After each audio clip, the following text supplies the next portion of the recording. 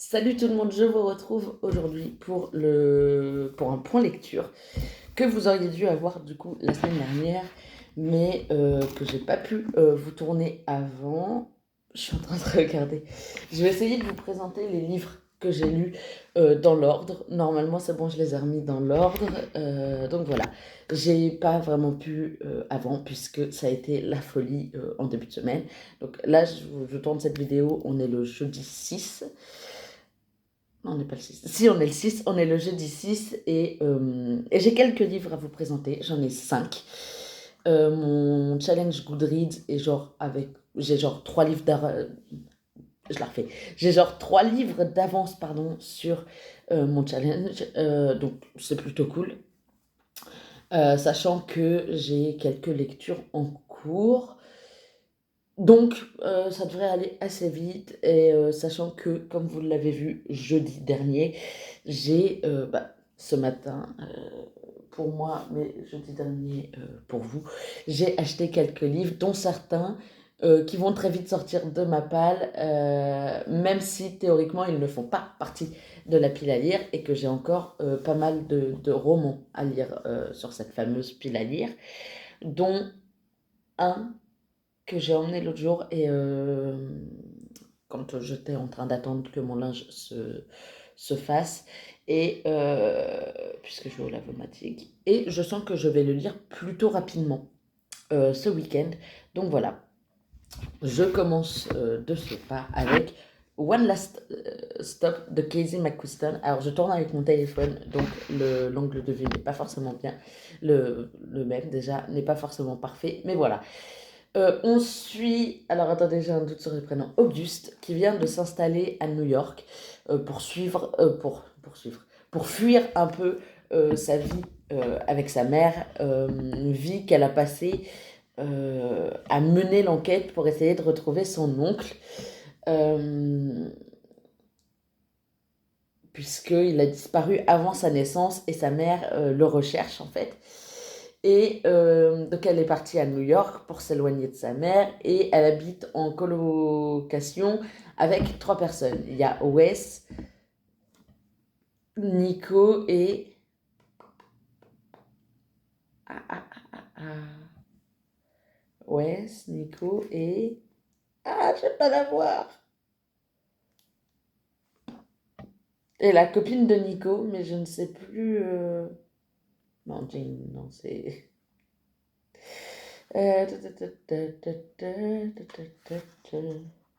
Mila. Donc, elle est en colocation donc, avec Wes, Nico et Mila. Et un jour, en prenant le tram, elle rencontre Jane, qui est une passagère très mystérieuse. Et en allant et en revenant de la fac, elle croise souvent Jane. Leur première rencontre se passe parce que Auguste se renverse son café dessus ou un truc comme ça. Et Jane l'aide.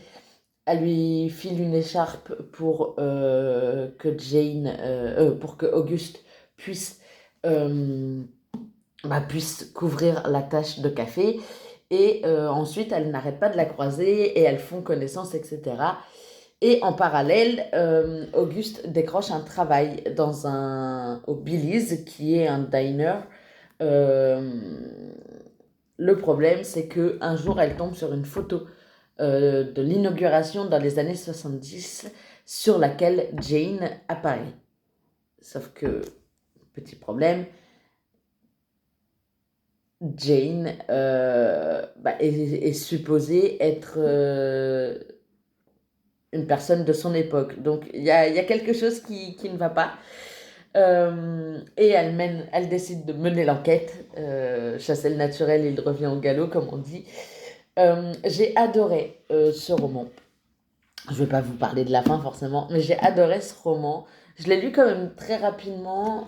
Il fait 550 pages, un truc comme ça. Alors attendez, je vais vous dire ça. Non, oui, même plus que ça.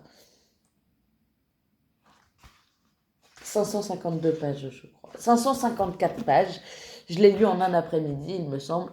Et j'ai vraiment passé un super agréable moment. Même pas, j'ai passé un... Je l'ai lu en moins d'un après-midi parce qu'après j'ai lu 6 mois par an. Donc ouais, non, vraiment, j'ai carburé. Super agréable moment, vraiment, genre, un plaisir. Euh, j'ai adoré le fait que il y ait de la diversité. Il y a pas mal de diversité. À un moment, il y a leur voisin qui est drag queen. Wes, je crois que c'est Wes. Alors attends, j'ai un doute, c'est Wes ou Nico? C'est Nico, Wes. C'est Wes ou Nico, je sais plus. Mais il y en a un des deux, il y a un de ces deux colocs qui est transgenre. Franchement, il y a plein de diversité, ce qui était plutôt cool. Euh, et, euh, et ouais, c'était vraiment un agréable moment. Le petit problème, c'est les chapitres beaucoup trop longs à mon goût. Vraiment, genre, en plus, moi, quand je commence un chapitre, j'aime bien le terminer. Et les chapitres, ils font genre 30, 40, 50 pages parfois. Et je suis là en mode, ah! Et donc, euh, je l'ai quand même lu assez rapidement parce que c'était vraiment un agréable moment, etc.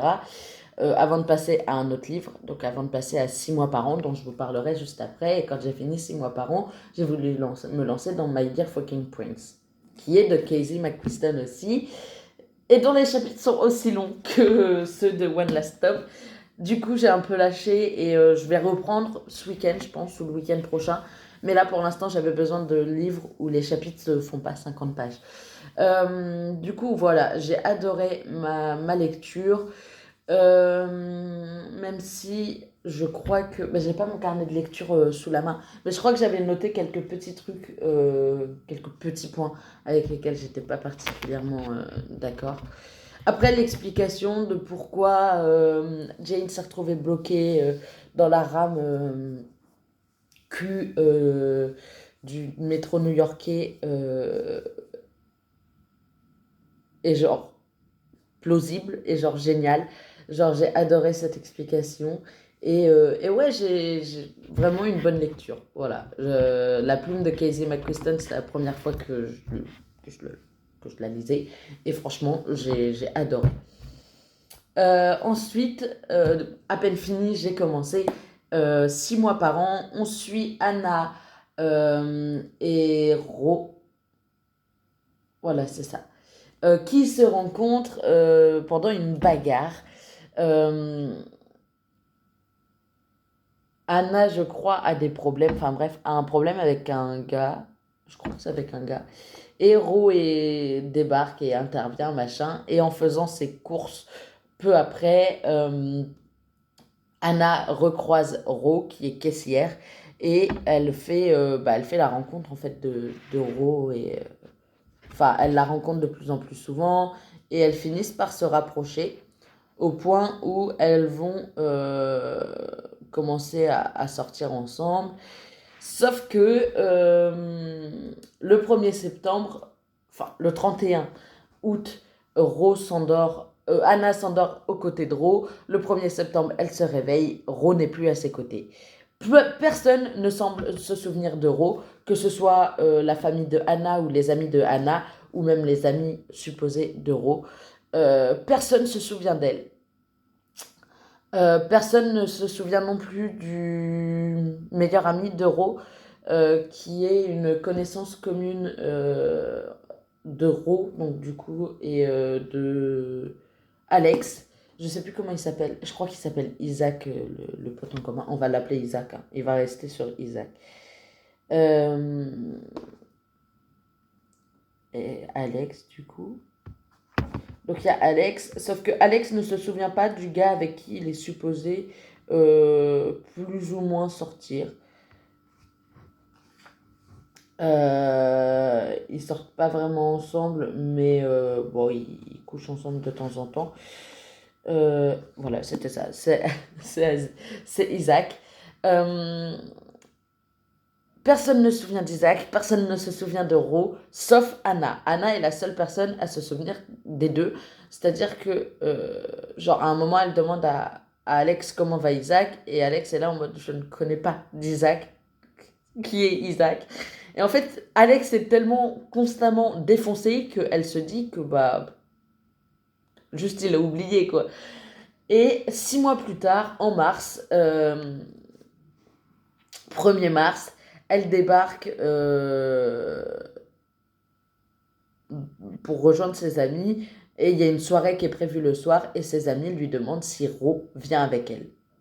Sauf que, rappelons-le, ça fait 6 mois qu'il lui répète que Ro n'existe pas.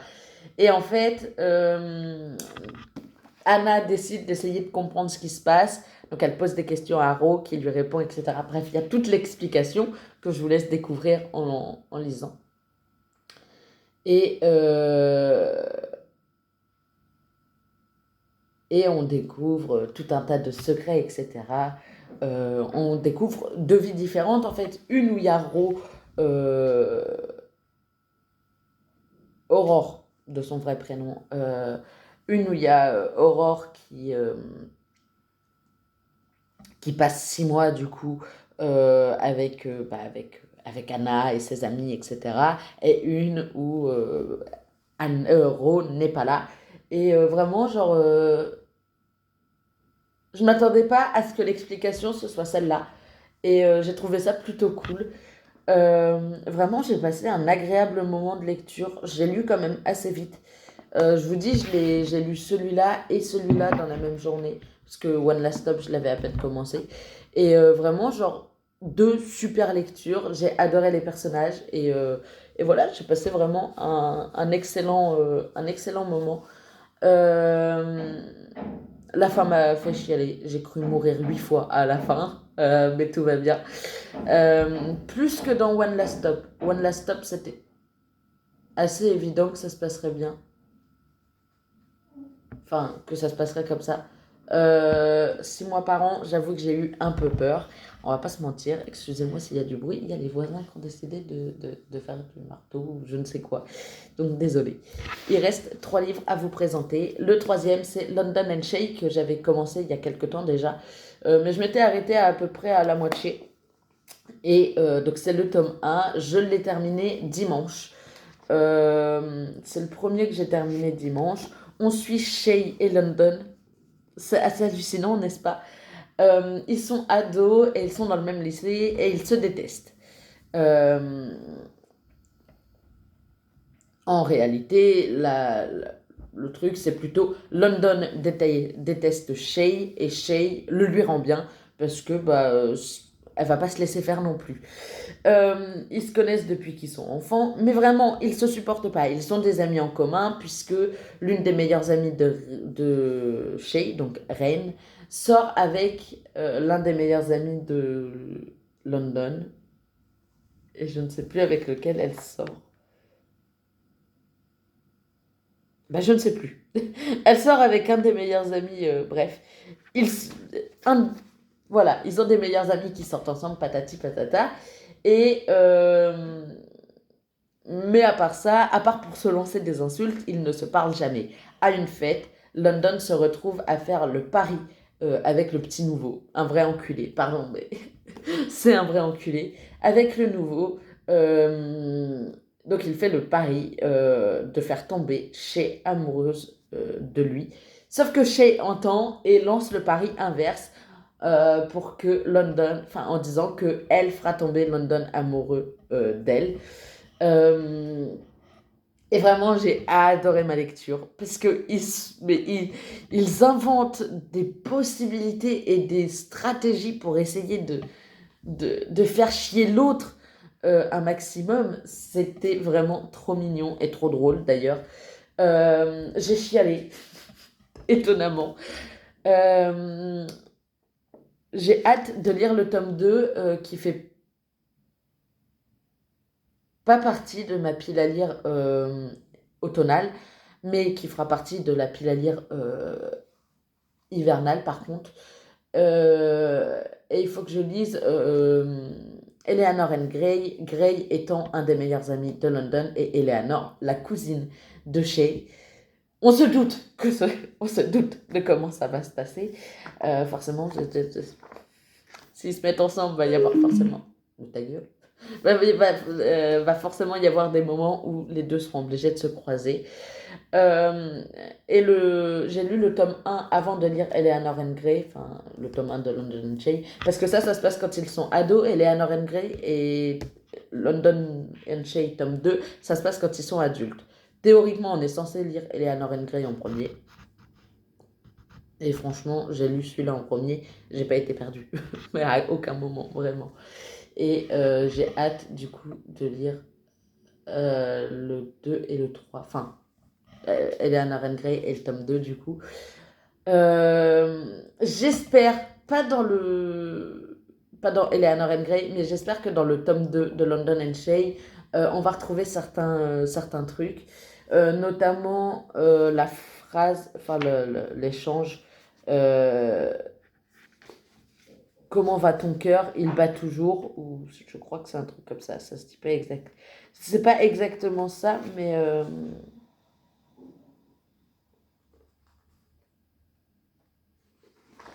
Alors attendez, je vais repartir. Tout le long de la. Ah bah non, c'était pas lui. Tout le long du roman, plusieurs fois, ça apparaît.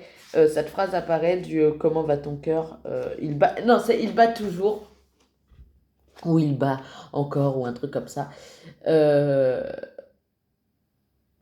J'arrive pas à me souvenir de la phrase, mais c'est peut-être parce que j'ai lu deux autres romans entre-temps et que ça devient compliqué.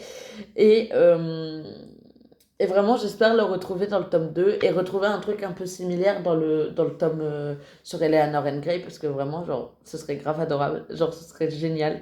Et voilà. Je vous, je vous ferai, je pense, une vidéo complète sur la trilogie où je vous en parlerai avec du spoil, etc. J'ai hâte, du coup, voilà, de découvrir Eleanor and Gray. Eleanor, on en apprend un petit peu, mais pas vraiment. Il y a quelques questions que je me pose concernant bah, elle et sa famille. Et Gray, on sait pas grand-chose non plus sur lui au final. Donc voilà, j'ai hâte et je vous tiendrai au courant quand je les lirai. Ensuite, j'ai lu La vie ne tient qu'à un fil chez Hugo Newway. Euh, on suit Théophile qui déteste son prénom et qui se fait appeler Théo et qui n'a aucune raison d'être malheureux, mais qui se sent pas bien dans sa peau et qui décide de mettre fin à ses jours. Il prévoit tout. Il part au lycée avec une corde dans son sac. Mais vraiment, il a le plan parfait. Sauf que le jour où il est supposé faire ça, un nouvel élève arrive dans sa classe, Pamphile, et, euh, et ça chamboule tous ses projets. Pamphile comprend ce que veut faire Théo et décide de l'en empêcher. Il commence à se rapprocher de plus en plus, etc. Il est question d'homophobie à un moment, donc forcément de tentative de suicide, de dépression, et il y a un peu de violence, mais ça va, il y a une baston ou deux, et ouais, il y a quelques bastons, mais tranquille, c'est pas non plus hyper détaillé. Mais du coup, voilà pour les trigger warnings. J'ai adoré ma lecture. Vraiment, j'ai passé un super moment. Euh, la fin était trop adorable. J'ai pas pleuré, mais la fin était vraiment trop choupie.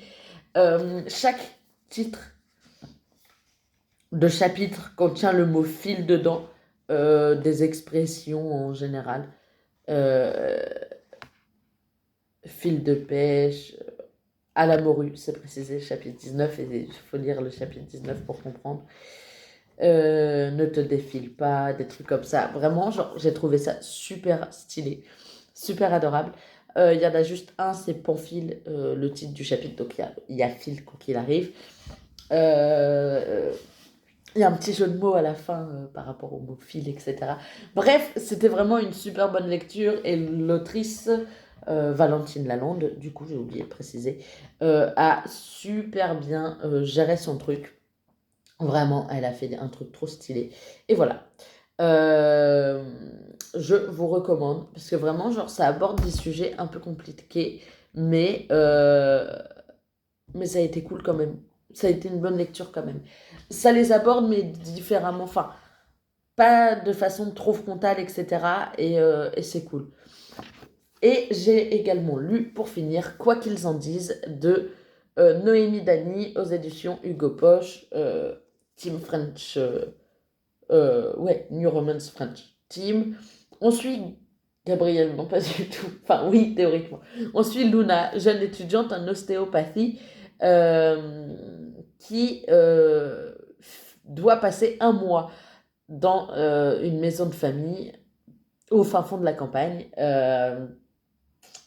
pour réviser parce que ses notes sont un petit peu compliquées. Le problème, c'est qu'elle n'aime pas l'ostéopathie. Bref, elle aime pas, elle veut pas être ostéo, mais elle est dans l'école, enfin, elle a été dans cette école-là quand même, parce que sinon, il fallait qu'elle réessaye la première année de médecine pour faire comme son père et ses frères et sa mère, mais sa mère, non, puisque sa mère travaille plus. Sauf que bah, du coup, elle s'est dirigée vers l'ostéo parce que sa meilleure amie est dans l'école où son père a voulu l'inscrire, même s'il y a un an de différence, du coup, puisque sa meilleure amie, elle n'a pas redoublé. Euh, et, euh, et du coup, elle se retrouve au fin fond de la campagne avec genre, la grande tante de famille, tu sais, celle qui est un peu éloignée et qu'on vient pas voir souvent. Et bah, cette grande tante-là qui décide de se moquer un peu d'elle. On va pas se mentir, elle se fout un peu de sa gueule quand même. Et on a également Gabriel qui est agriculteur. La maison de campagne de la famille de Luna est au milieu donc, de la campagne. Il y a une maison au-dessus, parce que c'est sur une colline, il y a une maison au-dessus, c'est celle de la grande tante, et il y a une ferme un peu plus bas, c'est celle de Gabriel. Gabriel est agriculteur, donc vraiment il passe sa vie entre ses vaches, ses champs, sa ferme, sa laiterie, etc. Mais il est également papa d'une petite Zélie de 3 ans. Et Zélie est adorable, vraiment. Il est rare que je lise des livres avec la troupe père célibataire. Mais visiblement, on y est parti, hein, parce qu'entre celui-là et Eleanor and Grey, qui est pas dans ma pile à lire, mais à tout moment je l'intègre, hein, vraiment. Au niveau au niveau de la troupe père célibataire, on est pas mal. Lui, il a 33 ans, Luna, elle a 20 ans, je crois. Et du coup, voilà, petite différence d'âge et tout, mais pas de ouf non plus. Il essaye de gérer, Gabriel, donc au mieux sa vie personnelle, ce qui n'est pas toujours simple quand on est agriculteur et papa célibataire. L'avantage, c'est qu'il a son frère sur qui il peut compter, plus ou moins, quand il merde pas. Et il y a également bah, sa belle-sœur et il y a la mère de sa fille qui garde la petite la plupart du temps. Même si c'est un peu une fouille merde. On va pas se mentir, c'est une fouille merde. J'avais envie de lui claquer la gueule. À la mère, hein, pas à la fille. Et leur première rencontre se passe quand Gabriel rentre de toute urgence chez lui. Donc il revient de chez Émilie, il rentre à la ferme et il manque de percuter une gamine en vélo. La gamine en vélo, c'est Lou, 20 ans. Luna, 20 ans, qui manque de se faire tuer alors qu'elle est là depuis moins de quelques heures. Euh, Forcément, ils se prennent la tête, etc. Et ils se re-rencontrent à cause de Maddy. Je crois qu'elle s'appelle Madeleine à la base. Je crois que c'est Madeleine et il la surnomme Maddy. Alors, attendez, je vérifie.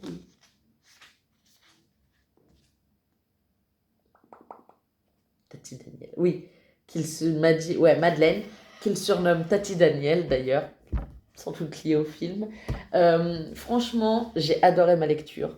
J'ai passé un super bon moment. Je me souviens pas si j'ai pleuré, mais je crois pas. Mais j'ai passé un vraiment excellent moment. Première fois que je lisais du Noémie Dany et je vais voir si elle a d'autres romans parce que vraiment, genre, une lecture pépite. Je l'ai lu très rapidement, c'est-à-dire que lui, j'ai lu la moitié qui me restait. Lui, j'avais genre lu 30 pages, je l'ai lu intégralement. Et lui, j'avais genre lu 30 pages aussi, et je l'ai lu intégralement du coup dimanche. Donc dimanche, j'ai vraiment lu 3 livres, hein, j'avais pas le temps. Et ouais, j'ai passé une plutôt bonne journée, puisque que des bonnes lectures. En plus, dans Quoi qu'ils en disent, il y avait quelques trucs chez Luna qui me faisaient penser à moi. Chez Gabriel, un peu moins.